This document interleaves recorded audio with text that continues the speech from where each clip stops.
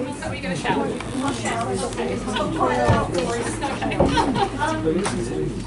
you talked about, conspiracy theories, is so not what I thought it was. And I'm slightly confused. So what you're saying, if I understand it correctly, is that it's the person who believes a conspiracy theory. Where does that conspiracy theory come from? Because to me, a conspiracy theory is something that's believed by a lot of people. You know, like the Queen's Green Lizard and things like that. Well, I wouldn't invent that, but I could believe in it if it was presented to me in a particularly attractive form. Right. So I think I should just... No, that's a pretty sensible question. So there's a couple of things here. One is that, most of this is about individuals, this sort of stuff that I reviewed about, if somebody is they have an external locus of control, they're going to believe more conspiracy theories. This is more about like individual differences. Why do some people take them more seriously than others? And we can apply that on a grand scale. You look at the opinion polls and it says X% of people think that 9/11 was an inside job, and then we can perhaps use what we know about these individuals to say, okay, well, for those X% of people, they might have these certain intellectual or social or psychological tendencies, and if the others who don't believe that 9/11 was an inside job might have the opposite tendency. They might be they might have different psychological things happening, for instance. Or it might, I talked earlier about how some of it is about group dynamics. If you, one of the big political science findings that happened over the past couple of years was a big study of letters to the editor in American newspapers, big archival study. The researchers went through 100 years of letters to the editor of these big newspapers. And what they found was that conspiracy theories were more popular among the supporters of a political party that was out of power at the time. So, for instance, these days, you would expect to see more, in America, you would expect to see more conspiracy theories from the Democrats, because the Republicans are in power. And then, a couple of years ago, it would have been the opposite. We would have seen things like, Barack Obama was born in Kenya, things like that. So there are like group dynamics at play as well. So it works at the individual level and at the group level and at the cultural level as well. There are cultural differences in conspiracy theories. The other question was, where do these theories come from initially? And most of them have a pretty storied history. There's no one thing. There's no one size fits all. But some of them you can kind of predict when something happens. So anytime there's a terrorist attack, there's going to be somebody saying there was a false flag attack, and it was staged by the government, and it wasn't really terrorists, and they're coming to take away our guns or our freedom of expression or whatever. And that's something that always happens. And there are always patterns. Like there's always a second shooter, and that's the key. There's always the second shooter. With stuff like the lizard people, I mean, that sounds like it came out of nowhere, right? Like it just hatched fully formed from David Icke's brain. But really, this is a very old thing. It goes back to the Theosophical Society and their sort of ideas of mysticism, stuff that you'd see in the pre-New Age era of the early 20th and late 19th centuries. And also, it has this weird crossover with sort of anti-Semitic stuff. Icke for a while was banned from Canada because they thought that when he talked about lizard people, he was really talking about the Jews, and he had to go and convince them that, no, I really mean lizard people. The sort of lizardoid entry for Jewish people has been around for a long time. It's got a really long history, and also that crosses over with ideas of Jewish conspiracy. And also, I mean, you look at social psychological theories about stereotyping, and the idea that, Jews are successful people, but they're sort of outsiders. It leads to them being seen as cold and kind of cold-blooded. And there are all these other theories about like the Sumerian gods and like the sort of Christian identity, like militia stuff that you got. People like Timothy McVeigh were into, the Oklahoma City bomber. They thought that the Jews were actually a separate species entirely, and they were conceived when Eve had a forbidden coupling with the serpent in the Garden of Eden. We call it the serpent seed doctrine. So there's all these weird influences brewing around on the sort of fringes of what people believe, and on the fringes of society. They call it the cultic milieu, where you have all these weird ideas sort of bubbling up and intermingling, and that's where a lot of these conspiracy theories come from admixtures of these various things. Which ones become influential and which ones don't is a whole other story, and the research on that is pretty scanty, but it's pretty interesting for sure. I should try and get the microphone to you.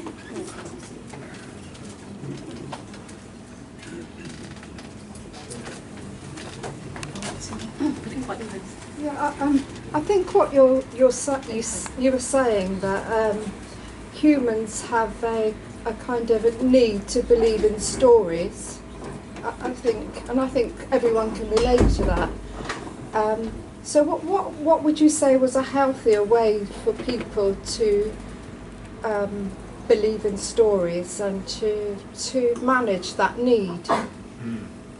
So yeah, I mean, that's a pretty big question. How if a lot of conspiracy theories, perhaps harmful ones, perhaps untrue ones, come out of this need for a sense of control or a sense of order or a sense of a sense of sense about the world, right? How can that come about in a way that is more adaptive and less harmful, perhaps, than some conspiracy theories? I mean, like I should say that I don't think conspiracy theories are inherently bad or wrong. I know I said that earlier, but I think it's very healthy to be suspicious of governments and suspicious of people in power and say, are they really telling us the truth? Are they doing what they say they're doing? Are things the way they say they are? To some extent, having suspicion is healthy. Being suspicious of power is certainly healthy. We should believe everything we're told. But also, I think that this is something that sociologists have talked about how we see so many conspiracy theories these days, and maybe it's because people aren't religious anymore, so they can't get meaning from there, and so they turn to these other things instead. And I'm not sure that's true. I don't know if we have more conspiracy theories now than we used to. It sort of feels that way, but I think we just see more of it because of the internet and the democratization of media, the fall of the sort of traditional gatekeepers and publishers and newspapers and whatnot. Going back to the research on compensatory control, if you look at the affirmation manipulation that people do, you can restore a sense of control by thinking about your values and thinking about the things that matter to you as a person, the way that you make sense of the world. What is your worldview? What do you value? And that could be a way of getting around these things. Not that I think that people lack values, but yeah, it's a tough one. I'm not sure there's an easy answer to that, but it's a good question for sure. That one over there, I think. Another question about predictive programming is whether Mike's on. Another question about predictive programming. Can you hear me? Another question about predictive programming is whether it really does cause events. And so, the question is, how do you sympathise and sympathise with your list of 100 films, listening to them, looking for ideas? If that's the case, then obviously predictive programming is a bad idea. And I can envisage a few ways this might be testable, but I think none of them has anything to do with interviewing 100 students, because basically it's got nothing to do with the audience. What one possibility would be to get hold of a group of 100 jihadis, show half of them the film, show the other half, keep the other half away from the films, and look at the difference in the ideas they come up with, which is obviously totally impractical. Yeah, that sounds like a sort of alternative interpretation of predictive programming, and it's I think the more obvious one in a lot of ways, that people are going to mimic what they see. I think that there was probably somebody went to the the executive producer of The Lone Gunman on the 12th of September in 2001 and said, "Look, you know why I'm here. We got to talk about your TV show. Did you get this idea from somewhere? Did somebody mention it at a party or something?" And I bet they went, no. But it's certainly possible that people see these things in media and decide to carry them out. Like there was an example of some kid who was like homegrown jihadist kid called Yunus Suli, who a couple of years ago was sort of brought in for advocating terrorism online or something like that.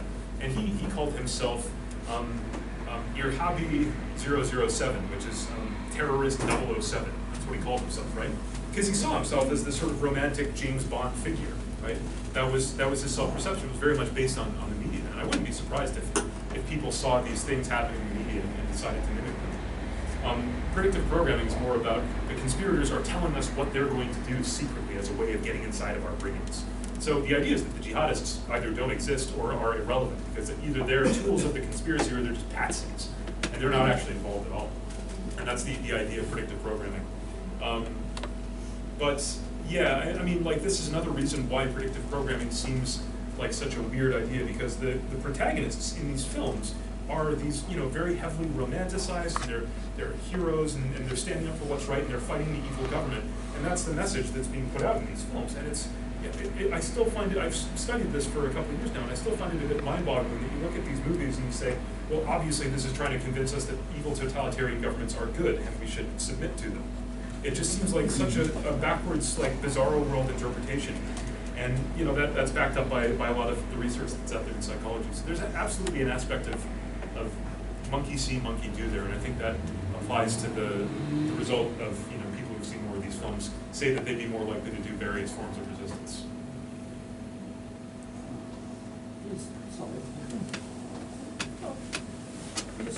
Are conspiracy theorists sort of geographically, are they more in the US or Europe or? Right.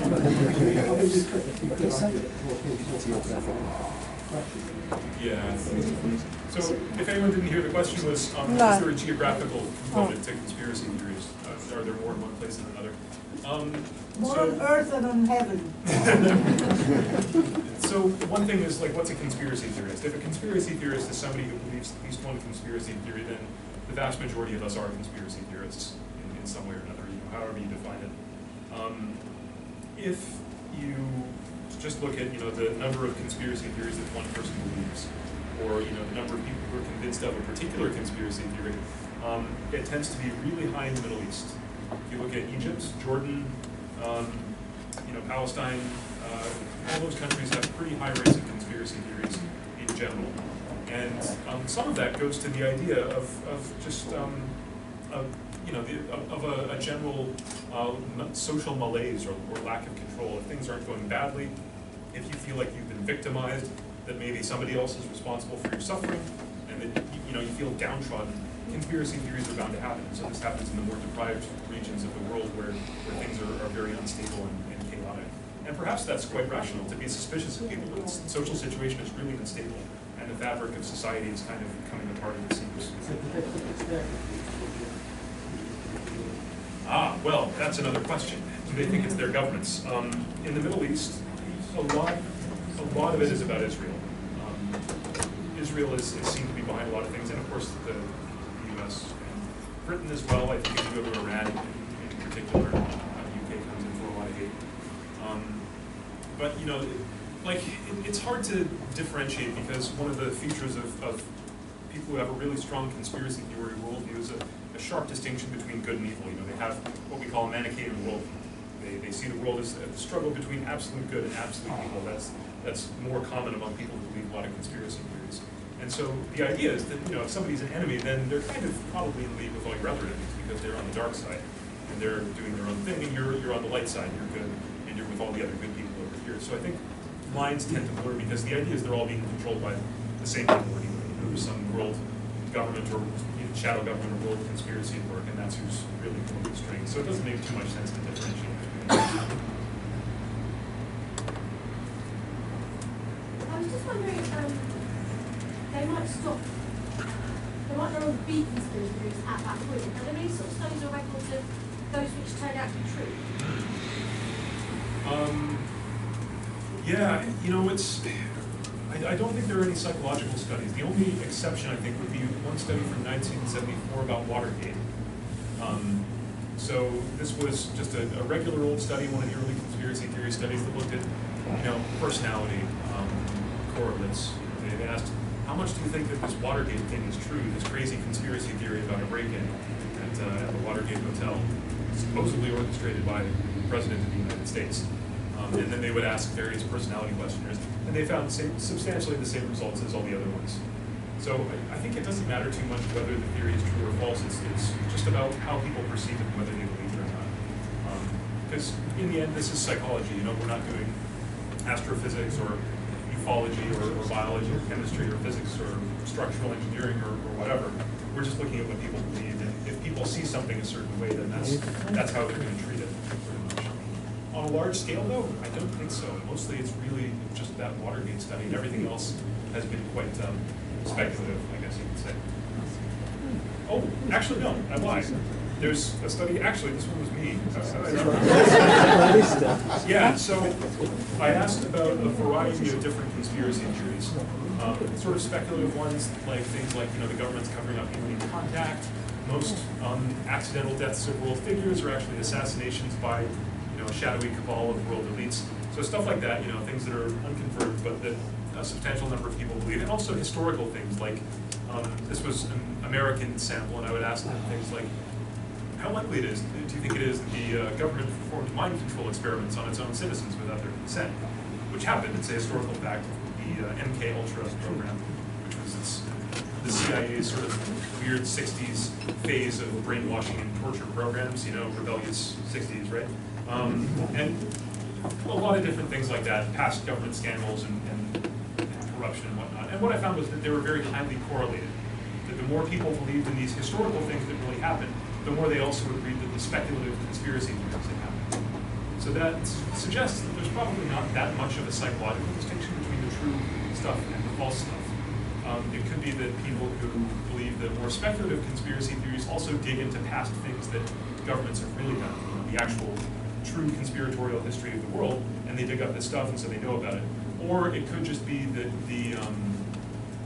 could be the other way, that people who dig into the past, begin to distrust authority, distrust the governments of the world, and so on, and so they believe in contemporary conspiracy theories more. Or it could just be a general bias, where people don't necessarily know one or the other, they just see, oh, the government did something bad, I can agree with that. Or the government did something bad, no, they never would, and they respond that way. So it's probably a combination of all of those things. Yeah. What's your favorite? Hollow Earth is my favorite conspiracy theory. We can't hear over here. So the question was, what's my favorite conspiracy theory? And the hollow Earth is my favorite. I love hollow Earth. The idea is that the Earth is like a giant eggshell. It's hollow on the inside. We live on the outside. Although there are some that say we actually live on the inside, and it's all an optical illusion. There are holes at the North and South Poles, which is what. Have you ever been to the North Pole or the South Pole? No. No. Well, that's why. They don't let you go there because there's a hole. You can fly into the hollow Earth, and there are UFOs in there, and giants, and Hitler probably lives there too. Yeah, all sorts of great stuff. It's one of those weird, sort of semi-mystical conspiracy theories. You saw a lot of them in like the 70s, and I just love it. It's great. I find it really fun and charming. Because a lot of conspiracy theories are quite dark in a lot of ways, and a lot of them are things that are not fun to think about, especially if they're true. So I like a little bit of lighthearted, wacky mysticism. With the pictures you showed earlier, and there was the one from the Batman movie where it said Sandy Hook. Presumably that wasn't an accident that got put there. I don't know. I mean, I'm not saying it's a conspiracy theory, but how do you explain something like that appearing in a film, which presumably is deliberately put there? What would be the purpose of it if it's not a conspiracy, or if it is? So, question for anyone who didn't hear it was for predictive programming stuff like the word Sandy Hook appearing on the map in the Batman film. Why would they put that there? Why would that be there in the first place? Well, I mean, again, this was before the Sandy Hook shooting. The film came out before the Sandy Hook shooting. And, a lot of movies get made every year, and there's going to be some stuff that seems to overlap with things that happen in the real world. I guess coincidence seems like a weak explanation, but I think that you can expect some of these things to happen, Like think about all the films and random names in the corners of films and things that didn't pan out to anything, and we look at this one. But we also disregard the other 6, names on that map that didn't have any relation to anything at all. So we can pick out these patterns, and it's quite striking, If you look back at that Simpsons, 9/11 tour guide picture, it looks kind of, ooh, oh God. But The Simpsons is in like its 50th season now. They've had a lot of random stuff happen, including a prediction of President Trump. And some of these things are just going to happen. I guess, you could potentially do some kind of mathematical analysis of how likely is it 2 words Sandy Hook would appear. Or, you know, like if you're making a map of a fictional place, you're going to give the places on it names that sound vaguely familiar.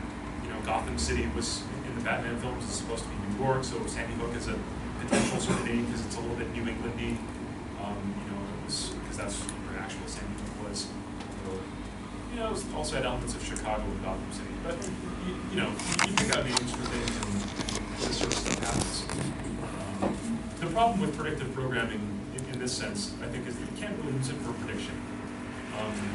There have been instances where people look at like a Simpsons episode or something and they say, well, this is really spooky. This looks so much like all this other predictive programming that's happened. We can use this as a clue to figure out what's going to happen. There was one instance with a clock, like there was a clock. This is one of the latest episodes. I don't even remember what happened exactly, but there was a building that was being demolished and there was a clock on it. It was like a clock tower. And the clock, the explosion went off and the clock went flying and it landed in the Simpsons' backyard. And Homer was in his hammock sleeping, and the clock landed next to him, and he got up and stretched and he walked away, and people were looking at this video and they're saying, oh, look at the hand gestures that he's making when he's stretching. They're Masonic hand gestures. And look at the numbers that the hands are pointed to on the clock. It's a date. It's 11/21. What's going to happen on the 21st of November? And nothing happened, and then everyone was a little bit embarrassed. And there's lots of stuff like that.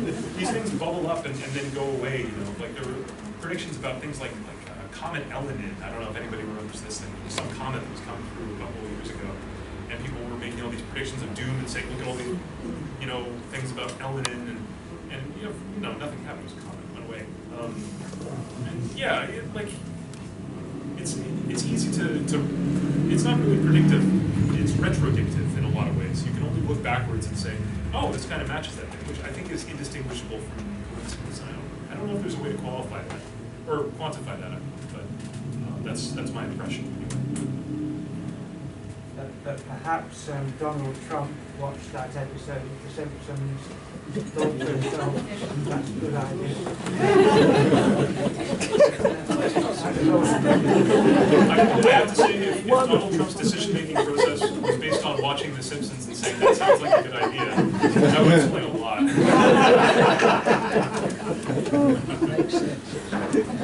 How do you do a Masonic hand gesture with only 4 digits?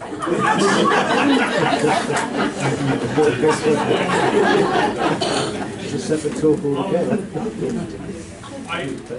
There is actually a way, because if you saw the episode with Spinal Tap in it, they were doing this hand gesture, but they only had one finger in the middle. It's Masonic enough, right? It's an approximation.